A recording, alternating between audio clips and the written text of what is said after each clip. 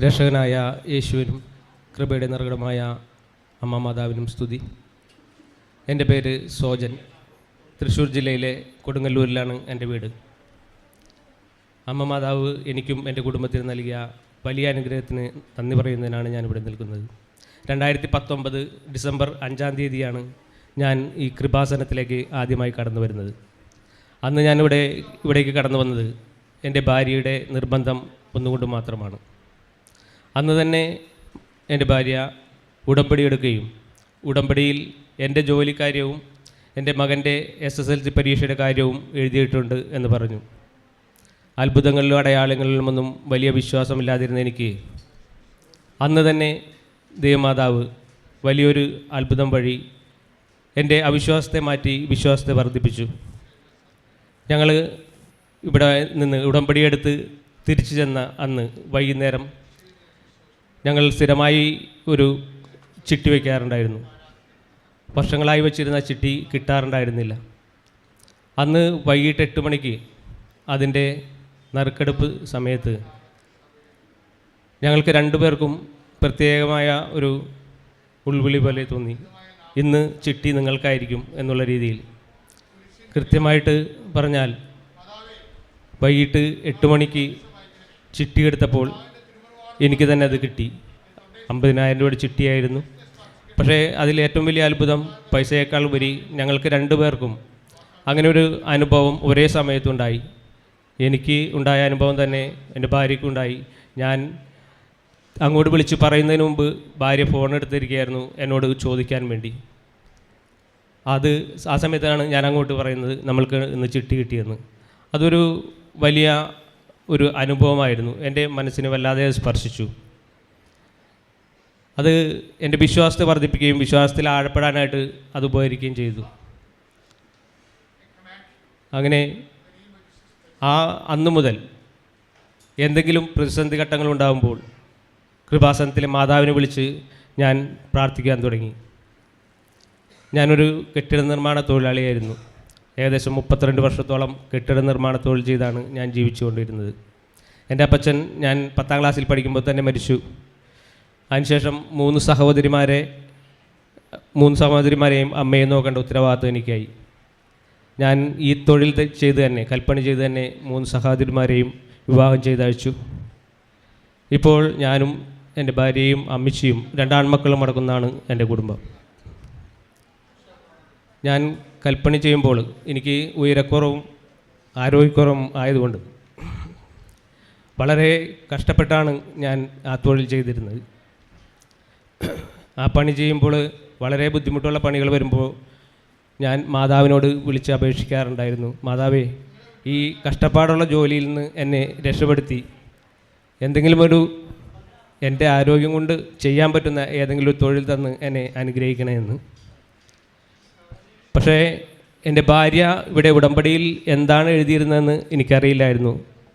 എൻ്റെ ജോലിക്കാര്യം എഴുതിയിട്ടുണ്ടെന്ന് മാത്രമാണ് പറഞ്ഞിരുന്നത്. പക്ഷേ അവൾ അതിലെഴുതിയിരുന്നത് എനിക്കൊരു സർക്കാർ ജോലി നൽകണമെന്നാണ്. വെറും 10-ാം ക്ലാസ് മാത്രം വിദ്യാഭ്യാസമുള്ള ഞാൻ എംപ്ലോയ്മെൻറ്റിൽ 1986 രജിസ്റ്റർ ചെയ്തതാണ്. അന്ന് മുതൽ ഏകദേശം 45 വയസ്സാകുന്നവരെയും ഞാൻ എംപ്ലോയ്മെൻറ്റിൽ സ്ഥിരമായി പോയിക്കൊണ്ടിരുന്നു. എന്തെങ്കിലും ജോലി എനിക്ക് കിട്ടുമെന്ന് അന്വേഷിച്ച് 45 വയസ്സിന് ശേഷം ഞാനത് പിന്നെ പോകാറായി. കാരണം ഇനി അത് കിട്ടില്ല എന്നുള്ള സ്ഥിതിയിൽ ഞാൻ വിട്ടു. ഇപ്പോൾ എനിക്ക് 51 വയസ്സായി. അത്ഭുതമെന്ന് പറയട്ടെ, ഈ 51 വയസ്സിന് ശേഷം 2021 ജൂലൈ മാസം 29-ാം തീയതി അപ്രതീക്ഷിതമായി ഒരു ഇൻ്റർവ്യൂ കാർഡ് വരികയും ആ ഇൻ്റർവ്യൂവിൽ ഞാൻ പങ്കെടുത്തു. ഇൻ്റർവ്യൂവിൽ പോയപ്പോൾ ചെറിയ പ്രതീക്ഷയെല്ലാം ഉണ്ടായിരുന്നു. പക്ഷേ അവിടെ ചെന്ന് കഴിഞ്ഞപ്പോൾ എൻ്റെ പ്രതീക്ഷ അസ്ഥാനത്തായി. കാരണം ഒരുപാട് പേര്, എന്നേക്കാൾ യോഗ്യതയുള്ള ഒരുപാട് പേര് അവിടെ ആ ജോലിക്ക് വേണ്ടിയിട്ട് വന്നിട്ടുണ്ടായിരുന്നു. പക്ഷേ എങ്കിലും ഇൻ്റർവ്യൂവിൽ പങ്കെടുത്ത് ഞാൻ തിരിച്ചു വീട്ടിലേക്ക് വന്നു. വീണ്ടും എൻ്റെ പഴയ തൊഴിലിൽ തന്നെ കൽപ്പണിക്കായി പോയി. ഏകദേശം 3 മാസത്തോളം ആ തൊഴിൽ തന്നെ ചെയ്തു. കൃത്യമായി പറഞ്ഞാൽ 2021 ഒക്ടോബർ 10-ാം തീയതി ഞാൻ ജോലി ചെയ്തുകൊണ്ടിരിക്കുമ്പോൾ ഒരു ഫോൺ വന്നു. വിദ്യാഭ്യാസ വകുപ്പിൽ നിന്നും ഒരു അപ്പോയിൻമെൻറ്റ് ഓർഡർ വന്നിട്ടുണ്ട് എന്ന് പറയുന്നുണ്ട്. ആ ഫോൺ കിട്ടിയ കുറച്ച് നേരം എനിക്കൊന്നും മിണ്ടാൻ പറ്റിയില്ല. കാരണം ഒട്ടും ഞാനത് പ്രതീക്ഷിച്ചിട്ടില്ല.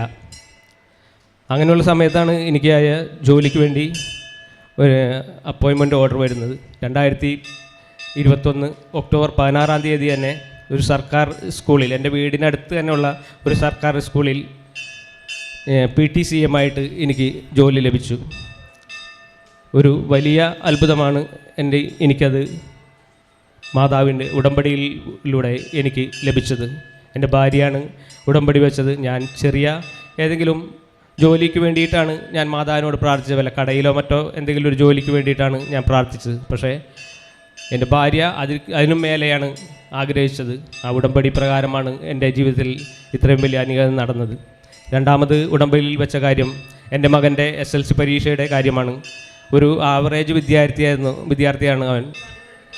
ഒരു ടെക്നിക്കൽ സ്കൂളിലാണ് അവൻ പഠിക്കുന്നതെങ്കിലും അവിടെ നല്ല മാർക്ക് ലഭിക്കുക എന്നുള്ളത് വളരെ ദുഷ്കരമായിരുന്നു.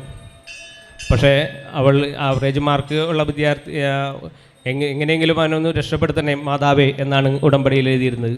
എന്നാൽ ഞങ്ങളുടെ പ്രതീക്ഷകൾക്ക് അപ്പുറമായിട്ട് മാതാവ് അവന് SLC പരീക്ഷയ്ക്ക് ഫുൾ A+ നൽകി അവനെ അനുഗ്രഹിച്ചു. അത് ഞങ്ങളുടെ കുടുംബത്തിലേക്ക് എന്ന വലിയ അനുഗ്രഹമായിട്ട് ഞാൻ കാണുന്നു. മൂന്നാമതൊരു കാര്യം നമ്മുടെ കൃപാസനത്തിലെ കാശുരൂപത്തിൻ്റെ അത്ഭുതമാണ്. ഞാൻ ഈ ജോലിക്ക് വേണ്ടിയിട്ടുള്ള ഇൻ്റർവ്യൂവിന് പോയപ്പോൾ എൻ്റെ ഭാര്യ എൻ്റെ ഷർട്ടിൻ്റെ ഉള്ളിലായിട്ട് ആരും കാണാത്ത രീതിയിൽ കാശുരൂപം കുത്തി തന്നു. ഞാൻ അതും ധരിച്ചുകൊണ്ടാണ് അവിടേക്ക് പോയത്. ഒരുപാട് പേര്, ഞാൻ നേരത്തെ പറഞ്ഞല്ലോ, ഒരുപാട് പേര് ആ ഇൻ്റർവ്യൂവിനുണ്ടായിരുന്നു. എനിക്ക് ഒട്ടും സാധ്യതയില്ലാത്ത സമയത്ത് ആ കാശുരൂപത്തിൻ്റെ ഒറ്റ ബലത്തിലാണ് എനിക്ക് ആ ജോലി ഇൻ്റർവ്യൂവിൽ ഒരുപാട് പേര് പങ്കെടുത്ത ഇൻ്റർവ്യൂവിൽ ഞാൻ ജീവിതത്തിൽ ആദ്യമായിട്ട് പങ്കെടുക്കുന്ന ഇൻ്റർവ്യൂ ആണ്. ഇതുവരെ ഞാൻ ഒരു ഇൻ്റർവ്യൂവിലും പങ്കെടുത്തിട്ടില്ല. ആദ്യമായി പങ്കെടുത്ത ഇൻ്റർവ്യൂവിൽ തന്നെ ഞാൻ സെലക്ട് ആവുകയും എനിക്ക് ജോലി ലഭിക്കുകയും ചെയ്തത് ആ കാശുരൂപത്തിൻ്റെ വലിയ അത്ഭുതമാണെന്ന് ഞാൻ മനസ്സിലാക്കുന്നു. അതിനുശേഷം എന്തൊരു പ്രധാനപ്പെട്ട കാര്യത്തിന് പോകുമ്പോഴും ഞാൻ ഈ കാശുരൂപം ധരിച്ചുകൊണ്ടാണ് പോവാറ്. ആ പോയിട്ടുള്ള കാര്യങ്ങളെല്ലാം എനിക്ക് മാതാവ് നടത്തി തന്നിട്ടുണ്ട്. നാലാമത് ഒരു കാര്യം എന്ന് പറയുന്നത്, ഞാൻ ഈ ജോലി ലഭിച്ചു കഴിഞ്ഞപ്പോൾ, ഈ PTCM ജോലി ലഭിച്ചു കഴിഞ്ഞ പാർട്ട് ടൈമായിട്ടാണ് ജോലി ലഭിച്ചത്. ജോലി ലഭിച്ചു കഴിഞ്ഞപ്പോൾ എൻ്റെ മുൻപത്തെ കൽപ്പണിക്ക് പോകുന്ന വരുമാനം ഇല്ലാതായി, നേർപകുതിയായി വരുമാനം. അപ്പോൾ എൻ്റെ കുടുംബം ഞാൻ എങ്ങനെ മുന്നോട്ട് കൊണ്ടുപോകും എന്നുള്ളതായി എൻ്റെ ആശങ്ക. പക്ഷേ അവിടെയും മാതാവ് വലിയ അത്ഭുതമാണ് കാണിച്ചത്.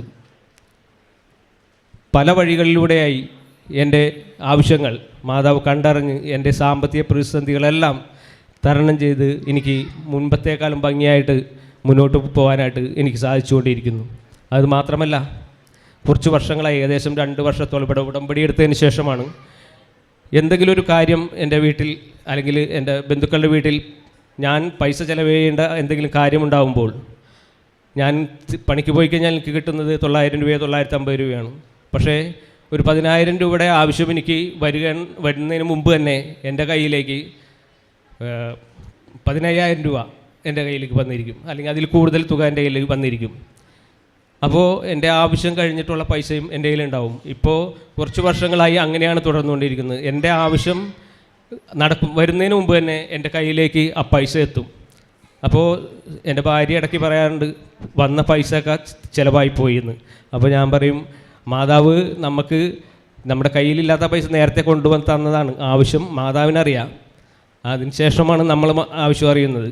അപ്പോൾ സ്ഥിരമായിട്ട് അങ്ങനെയാണ് കുറച്ച് വർഷങ്ങളായിട്ട് ആവശ്യങ്ങൾ അറിഞ്ഞ് മാതാവ് എന്നെ സ്ഥിരമായി സഹായിച്ചുകൊണ്ടിരിക്കുന്നു, അനുനിമിഷം എന്നെ നടത്തിക്കൊണ്ടിരിക്കുന്നു. ഇപ്പോൾ കുറച്ച് പൈസ കൂടുതലായിട്ട് കയ്യിൽ വന്നാൽ എനിക്കറിയാം ഇതെന്തോ പരിപാടി ഉണ്ട് മാതാവിന്, എന്തെങ്കിലും ആവശ്യം അല്ലെങ്കിൽ ഒരു മരണം, എങ്ങനെ ഞാൻ പൈസ ചിലവ് ചെയ്യേണ്ട എന്തെങ്കിലും ഒരു കാര്യം വരാൻ പോകുന്നുണ്ട് എന്ന് എനിക്ക് മനസ്സിലാവും. അപ്പോൾ നേരത്തെ തന്നെ മാതാവ് അത് കണ്ടറിഞ്ഞ് എൻ്റെ കയ്യിലേക്ക് പൈസ എത്തിക്കും.